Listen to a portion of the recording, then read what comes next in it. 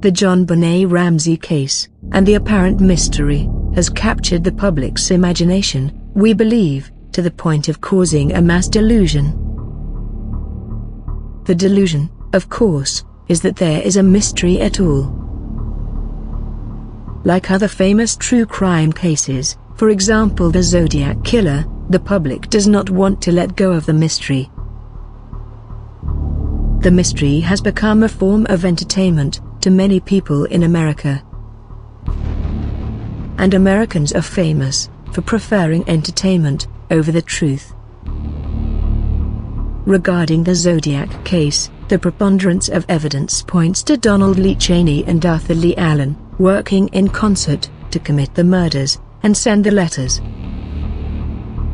Even if stronger evidence was uncovered that actually revealed Cheney and Allen to be the perpetrators, many in the public will still hold on to the mystery. The same is true for the JonBenet Ramsey case. The public holds on to the intruder theory because it created what seems to be an enduring mystery. If the JonBenet Ramsey mystery was solved, then the case would lose its entertainment value. This means less potential viewers for the media. But notice how the media will periodically report that there is a new DNA test that might reveal the intruder's identity. Just try to recall how many times you have heard this talking point in the news. But does anything ever happen?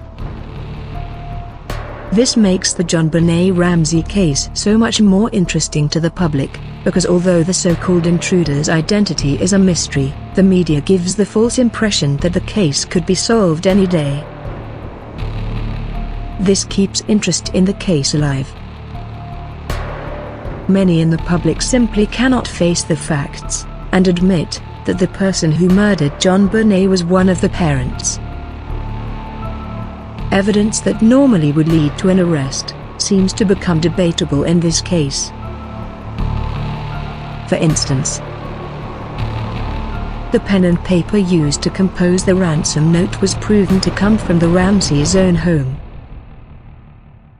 This should be considered direct evidence that one of the Ramsey adults wrote the ransom note. But for some reason, this evidence has been dismissed as only circumstantial, with many claiming that it is not only possible, but plausible, that an intruder composed the ransom note. It is a stretch to any reasonable person's credulity to postulate that an intruder chose not to bring a pre-written ransom note, and then calmly wrote a 3-page note in the Ramsey home. At True Crime Oracle, we reserve the right to speculate in good faith. We refuse to accept the Team Ramsey propaganda that the mainstream media helps peddle. To clarify our position, here is a brief summary of what we believe took place on the night in question. The Ramsey family returned home from a Christmas party at around 9:30 p.m. After the family was in bed, John awoke between 11 p.m. and midnight and made sure that Patsy was sleeping. John then woke JonBenet.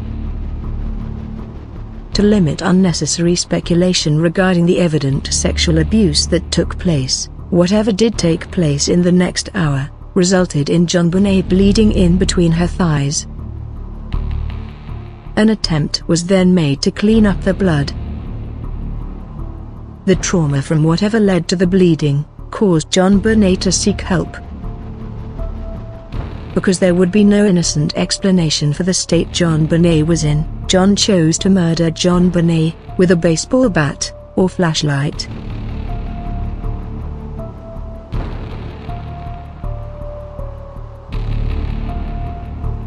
After striking JonBenet on the head, John probably thought JonBenet was dead. To be clear, we believe that the blow to JonBenet's skull was the result of a murder attempt by John. Still believing that JonBenet was dead, John then placed her body in several possible storage locations. While JonBenet's body was hidden, and the household was still asleep, Jon decided to fabricate the kidnapping scenario and create the ransom note using Patsy's writing as a template.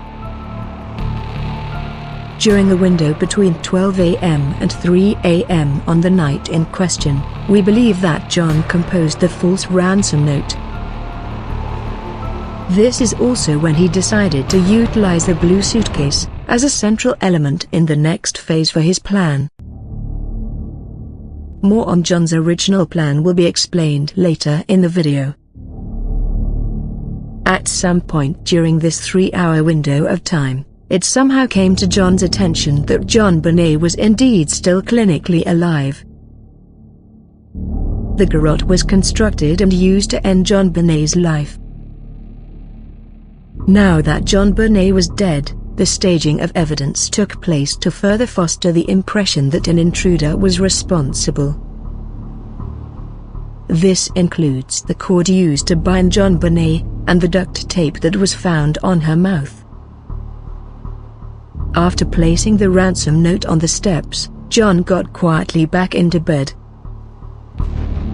At 5:30 a.m., Jon would allegedly be in his bathroom when he heard Patsy find the ransom note.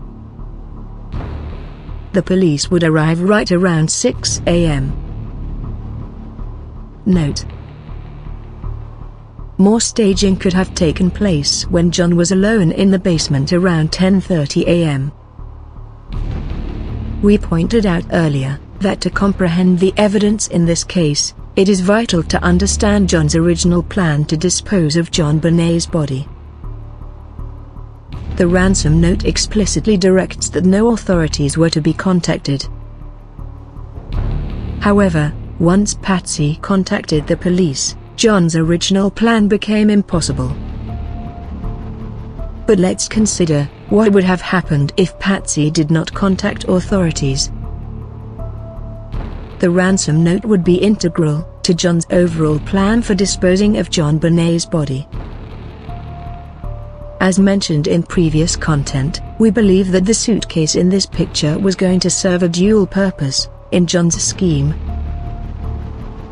The first purpose was to smuggle JonBenet's body out of the house and find a way to dispose of her.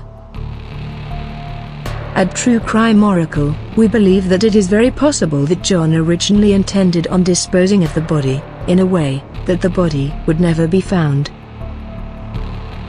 After disposing of JonBenet's body, we believe that Jon intended on the same suitcase serving a second purpose.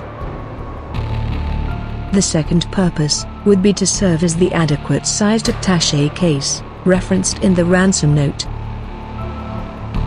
The ransom note directs Jon to bring a quote, adequate-sized attaché case to the bank for the kidnapper's money. This would serve as the excuse for taking the large suitcase, which was transporting the body out of the house.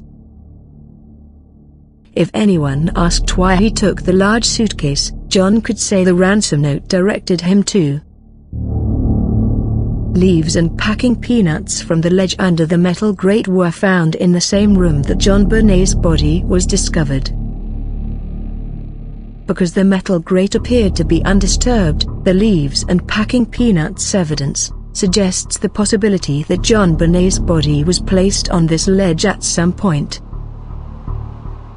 When she was moved, her body transferred the leaves and packing peanuts to the room her body was later found. The general public has been exposed to Team Ramsey propaganda for over 2 decades. The truth in this case has proven to be unsavory to the American collective conscience.